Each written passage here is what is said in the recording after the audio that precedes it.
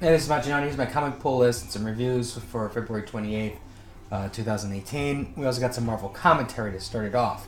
Now, previews came out today, and right in the middle is the Marvel preview book. Now, before I go into this preview book, I just wanted to cover something here.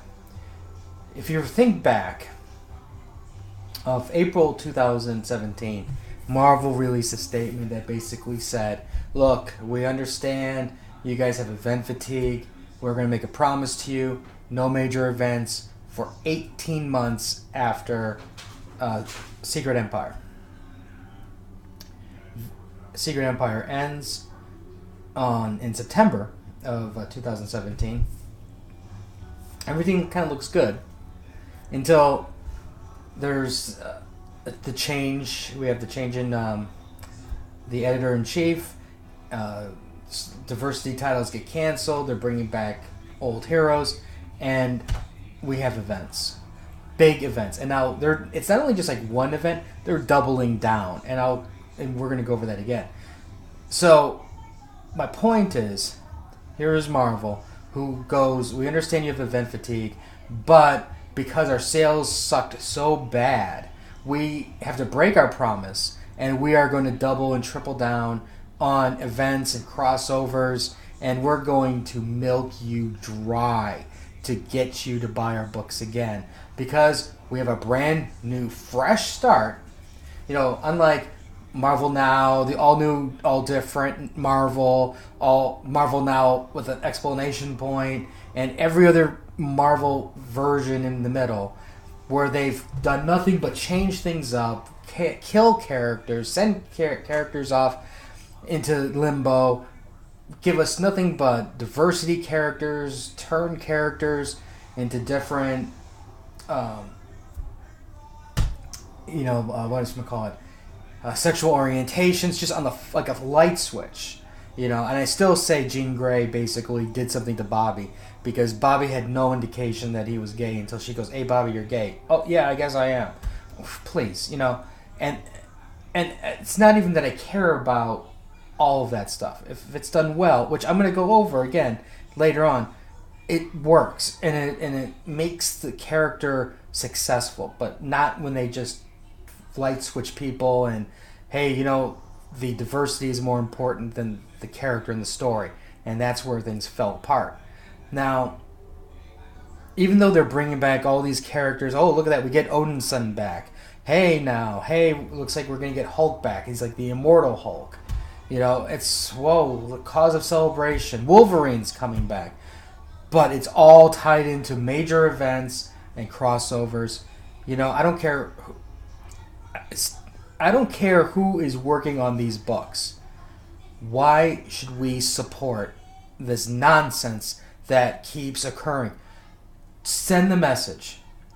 Don't buy the events. Let them die in sales. That's the only way they learn. We will not tolerate this bullshit. Because let me tell you, no matter what I'm going to show you, it's bullshit. It doesn't matter. Who cares? Who cares if Wolverine's coming back? It's going to be a BS storyline. All that matters is if you really like Wolverine, is he's back. That's all that matters. The story that leads up to it is nonsense. All of these stories that lead up to the big events are nonsense. And here, let's go over it. First of all, we have Avengers #1 with a all-new cast of characters. It's like we have steroid She-Hulk, or performance-enhancing steroid She-Hulk. You have Ghost Rider, which, don't get me wrong, I really like this Ghost Rider because he fits into a more modern time, versus with the motorcycle and all that stuff. That was great back then. He's still a great character, but Robbie is more modern. Captain Marvel, who everybody hates. It's like, oh wow, okay, we get Cap back, who keeps going. I'm an evil person. Now I'm going to a universe that's controlled by alt-right Nazis. So that was me in the past, but that's not me now. So I'm gonna fix them. Please. How about just write good stories? Then you have oh, okay, remember Jason Aaron did that thing with Avengers BC? Well, here they are. You know, and like, let's be honest. Which Ghost Rider is cooler? Ghost Rider in a motorcycle, Ghost Rider in a car, or a Ghost Rider in a woolly mammoth? Woolly mammoth is that is the right choice. But again, it's like, why should there even been a Ghost Rider in BC? It doesn't make sense. It's just, it's just all. That's what I'm telling you. This is nonsense. These are carbon copies of characters that they just move around into different time periods. Not worth your money. Okay? Then, this is granted, even though this is a big event, it's not a big event in the sense of, you're buying multiple issues and its own storyline. I mean, a separate storyline. This is part of the Avengers. But still, it's like, my point is, why? You're bringing the Celestials in it again. It's like, where's your creativity? What happened to the days of, the Avengers fought the Masters of Evil, and they fought it in the mansion. Jarvis gets hurt. Jarvis is already hurt again in No Surrender, which is a series that makes it stupid. Doesn't make any sense. It's just it's a crappy idea for a movie tie-in that makes no sense. And then it lost the magic of the Avengers of the past. And Avengers in the past, granted, it did seriously lack some diversity, and they made a comment upon that, but it was still kind of, it still was a better team book than it is today. Then you have Black Panther, who, for whatever reason, the artist can't come up with a different cover concept for number one. And, let me tell you, do you know how you know when a writer runs out of ideas for a character? They send them into space. And how many times does sending them into space work? Almost zero. It's very rare when that happens. It worked with the Brood the first time where the X-Men went, and it worked with World War Hulk. It is the stupidest idea. Black Panther, there is no reason why there should be an intergalactic anything in this story. Oh my god. Okay, I'm getting to it. Oh yeah, we got Venom again. Protector of the neighborhood. Here we go. Infinity Countdown. 5 issues of, hey guys, we got this new Marvel Infinity Avengers movie, and we have to do a tie-in because, all those people who go to see the movie are going to obviously want to buy the comic book because it says Infinity on it, and they're going to think it's all connected, but it's not. You know what I mean? It's got characters in there that they don't know because Marvel refused to put Adam Warlock in it. You have Silver Surfer. That's Silver Surfer, but he looks like Ultron to me. It's like, I don't know, maybe the guy who drew that picture maybe he missed something on the artist sketchboard that says this is what the Silver Surfer looked like. Maybe he grabbed Ultron and he thought that was the Silver Surfer because they're both silver. Okay, so look at this. You have Infinity Countdown, Captain Marvel. So not only do we get a book of Captain Marvel that we don't like, but they're throwing multiple Captain Marvels in here. And like, in all honesty, should only be 2 Captain Marvels. The Kree Warrior guy, Marvel, but granted he died, so I'm okay with that. And right here, that's the other Captain Marvel. I realized they probably just made her Captain Marvel because of copyright, and they needed to keep that name active. But they just threw her to the trash, once they were done with that. And then, Carol, you earned it. No, she didn't earn jack crap. You know what I mean? She did absolutely nothing to earn the title of Captain Marvel. This is not a military thing. It's not something that you earn. You can call yourself Octopus Man, and what's anybody going to say? You can start off your career as Octopus Man, and then go to Major Octopus Man and Admiral Octopus Man, and nobody's going to care. Not only do we get this, then we get Daredevil. Infinity Countdown Daredevil. Oh my god, the cow has a lot of milk, you know what I mean? And then, because you demanded it, Darkhawk is back. Who is demanding Darkhawk? Nobody is demanding Darkhawk. Alright, maybe there's 2 people. The guy who created Darkhawk and his mom. because his mom wants her son to succeed. That is who is asking for Darkhawk. Nobody wants Darkhawk. Do you know how I know nobody wants Darkhawk? Because Darkhawk doesn't sell. The book is a cancer on paper. Nobody wants it. Get rid of it. You know what I mean? This is not deserving of a 1 of 4. 1 of 4. This book is not selling. Out of all these books, Daredevil will probably sell the most. Captain Marvel might sell more just because of Marvel. I'm the old school fanboys who go, "Oh, I really like Marvel. He was a really cool guy, and maybe they'll bring him back alive again if I buy the book." Well, they're not. Okay, and this nonsense, that is the last. So while they're milking you for Infinity and these one-shotters and the multi-series here, then we get Hunt for Wolverine. Nobody's looking for Wolverine. He's dead. He was encased in adamantium. Nobody's looking. Oh my gosh, suddenly, where's Wolverine? There's a hunt for Wolverine now because I think he's alive. Oh my god, if he was alive and he wanted to come back to you, then he'd come back to you. You couldn't find him if you wanted to because he's Wolverine. You know what I mean? It's like, please. It's like you're looking for a ninja in darkness. You're not going to find him, Okay, but not only do we get the Hunt for Wolverine, we get Hunt for Wolverine, Weapon Lost, 1 of 4. That's 4 more months of bullshit, Misty Knight and Daredevil? Please. Then Hunt for Wolverine, Adamantium Agenda, 1 of 4. It sounds so powerful and mysterious and like something horrible is going on. What the hell? You got Luke Cage and you got Jessica Jones. When was the last time they touched adamantium? Never. Oh, look at that. The claws of a killer with all the claw users. Hunt for Wolverine. 4-issue miniseries. Really? It's like Marvel thinks that when they need sales, they just throw everybody with claws in one book. And everybody who likes Wolverine will suddenly migrate and buy this book. It's ridiculous. Don't buy the book.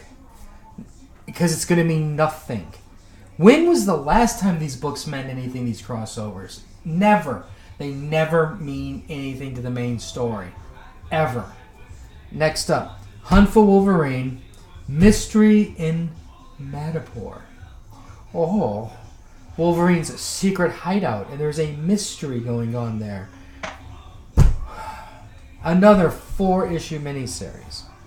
Who cares? Then we get this cover here. Where's Wolverine? This is, to get this, this monstrosity, it's going to cost you a lot of money. But granted, I will acknowledge that is an impressive cover. Then we get The Amazing Spider-Man, where Dan Slott is so creative. He makes the Red Goblin, and in order to make the Red Goblin really menacing and dangerous, he takes Norman and combines him with Carnage. It's like, I remember reading back, the taglines where, this is the storyline that Dan Slott was working towards. What type of uncreative monster comes up with a story where all they did was they took an existing villain, painted him red, and he just combined with Carnage. What Brainiac comes up, that's grade school. This is something that, basically kids go, what would be cool? Wouldn't that be cool if like Captain America could fly, or wouldn't that be cool if Thor used a sword like Conan? It's like that. It's that kind of mentality. It's to the lowest common denominator of creativity. You just take an existing villain and you paint him a different color and send him out to fight, and he's the most menacing creature in existence. It's bullshit, is what it is. Complete and utter bullshit. And even if he killed any one of these people on the cover, you know what? It's going to get retconned back. There will be alive again because it's happened multiple times. This is just baloney. They got other things going on. They got the search for Iron Man. We got champions again. Woo, champions. Superheroes who fight social causes. Wow, that sounds really fun. And it's just, then we go with all the single issues. Star Wars books. We got crossover type stuff with, maybe not the really crossover stuff, but we get the X people who, I know people are going to get upset at me when I'm going to say this, but are the X-Men really relevant anymore? They're not. X-Men used to be a force of good. Meaning, like you put out an X-Men book and it sold. It sold like crazy. Number 1, number 2, in the rankings, or 5 maybe in the rankings. It was like something, that book that people looked forward to. It was a cannot miss book because something important was happening. Nothing has happened in an X-Men book that was important for years. That's how bad this is. Oh, all new Wolverine, and we get another cover that's been done before. Star Wars books, if you like that stuff. A couple things in here that I think might be worth mentioning. You have the John Byrne Omnibus. Now, John Byrne, he actually did a lot for Marvel. I would highly recommend, if you don't want to buy the Omnibus because it's big and it's heavy and it's expensive, I get that. But buy the other Byrne ones. Those are good. Earth X, I didn't read it, but, people like it. That's all I'm going to say. Spider-Man versus Venom. Yeah, this is the time when Marvel was good. So, yeah, by all means, buy that one. Alright, this one was kind of decent. The marriage of Cyclops and Phoenix. Marvel Masterworks, of course. Buy those. Well, except for Killraven. Most people don't like that. And the rest, I would say, is don't even bother. Those are the only trades out of this month that you need to worry about. Everything else is garbage. It's just, it's not. I understand the business needs, and I understand that Marvel are they're going to have to put out event books because of the movie. But please, they knew this going ahead of time. They should have just don't lie to us. It loses all credibility.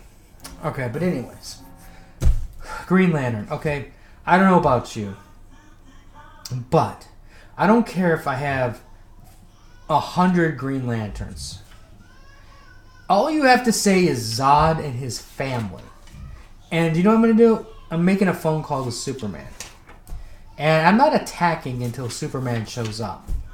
And with the with the Justice League.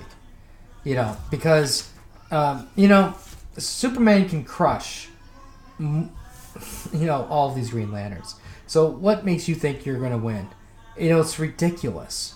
And there's a part in here where Jordan is posturing, and then Zod is like, what do you know about losing your world, your family type thing? And I'm like, and Jordan's not saying anything. He postures later, but the thing I was going was, dude, Jordan, when your city got destroyed by Mog, you turned into a villain and you went nuts. So cut Zod some slack. You of all people can understand where this guy is coming from. So stop posturing like an idiot. Detective Comics. All right, this was a needed issue because you have, the events of what occurred with Batwoman and killing Clayface. So basically, this is the issue where everybody gets on board as to, where they stand on the shooting. The important part to this, though, is Barbara Gordon, where she basically goes, Batman, everybody has their own opinions, right? Okay, she did what she did, she deserves a second chance. No, she doesn't deserve to wear the mantle of the Bat. It goes the gambit of all of that. Then there's Tim, he's like, yeah, this was my dream, and I wanted to just create this, family where we were going to be able to, take down criminals. It would have been a cool thing, but she ruined it. Okay, but anyways, Batgirl goes, look, I've been listening to this nonsense. I was going to have a talk to you later, but, we're doing it now. She goes, look, this is not about Batwoman. This is about you. And in fact, I've been talking to Stephanie, and I've been talking, and I've understood some things. And, everything that Tim mentioned that this was about, his idea, bullshit. This was you. This was you who basically said, my cousin was going down the dark path, and I knew she was going to join either the dad or me. So I purposely jumped the gun, took Tim's idea, created this family of crime fighters, and then just to make sure she doesn't go with the dad. And oopsie, things didn't go as planned. So this is all me. This is my embarrassment. This is, all it's on him type thing. And she's absolutely right. She busted Batman. I was like laughing at that. Deserved every bit of that. Other than that, it was just an okay issue. Terrifics. Terrifics was a good book. It did what it needed to do. It introduced the characters. It told you what you needed to know about certain key characters from the start in case you didn't know about them before you bought this book. And then it gives you where it's going. The art was good. It was enjoyable. Basically, it's tying into the dark universe thing. Some guys opening up a doorway. Metamorpho got stuck in the doorway thing, and he's going crazy. So Mr. Terrific and Plastic Man come to save the day. But they get sucked through there. Now, of note is who's at the other end of it. Now, they get this message, and it's Tom Strong. Now, Tom Strong, Alan Moore's pissed, because this is Tom Strong. Tom Strong is Alan Moore's creation. And now here's another one of his creations that DC's going to bastardize. So I was laughing at that because people were messaging Alan Moore going, "Hey, Alan Moore, did you know Tom Terrific is in the Terrifics?" Or sorry, Tom Strong is in the Terrifics? And he just shut down. He had himself some strong alcohol and shut down and closed the blinds. I liked it. I'll buy more. I don't know how long I'm going to buy it, but I enjoyed it. And finally, The Silencer #2. This is what I was referring to earlier about diversity and stuff. Here you go. You have a black woman who's got a family. She was an assassin, and she doesn't want that life anymore. She wants to raise her kids and basically be a good wife. A normal life type thing. But she's dragged back into this world against her will, and she's doing everything she can to stop that from occurring. So here you go. You don't have words everywhere that constantly point out her race. You don't have words. No, she makes references to the fact that she wants her previous life. She wants to pull away, but the way it's done in a way that it makes sense to the story, because you have to understand her motivations. And yes, even though they did it again in the second issue, they have to do it in the second issue in case you missed the first one. So it makes sense. It's not overblown. It's not like every page, I am a black woman who's an assassin who just wants to raise my child, over and over and over and over again. That's how you do it. Everything about this character, that Marvel would have put front and center is pushed to the back. So now you don't focus on that stuff. You focus on the important stuff. Here is a person who wants to get out of the life she was living, and she wants to be on the straight and narrow, but she can't. That's what's important. You can. There's other little things you can throw in there. But that is the gist, and it's done in a way where it's not beaten over your head with a steel pipe over and over again. That way they can focus on fighting, which there is some fighting at the beginning, which was good. Then it goes into her back story, like in the sense of where she came from, and it shows you glimpses of that world. That's more important than the diversity thing. We can see there's diversity. That's why you don't need to beat it over our heads like Marvel did. Every time there was a diverse character, it was beaten over our heads. This is what I am. This is what I am. This is what I am. And it was done to death. That's why you should buy The Silencer. It's a good book about somebody who wants to get out and fights and is willing to fight and kill for it. That's what makes this a more enjoyable book over anything else. Because this is something that everybody can identify with. The fact that you're fighting for something that you want. That's what's important. Not she's a black woman. Not she's a single mother. Not, any other cause that's in between all of that. That's minor stuff to the meat of the story. Anyways, that's some reviews. I went long. We'll have more stuff later. I actually got trades. This video is too long to even talk about the trades. But I'll talk about them later. Like and share. Let me know if you're going to plan on buying Marvel. Are you going to give them a fresh... are you going to believe their fresh start and start throwing money in their direction? I'm not. I'm being honest. I'm not buying it still. It's just not worth it. Not worth it. So anyways, like, share. Until next time.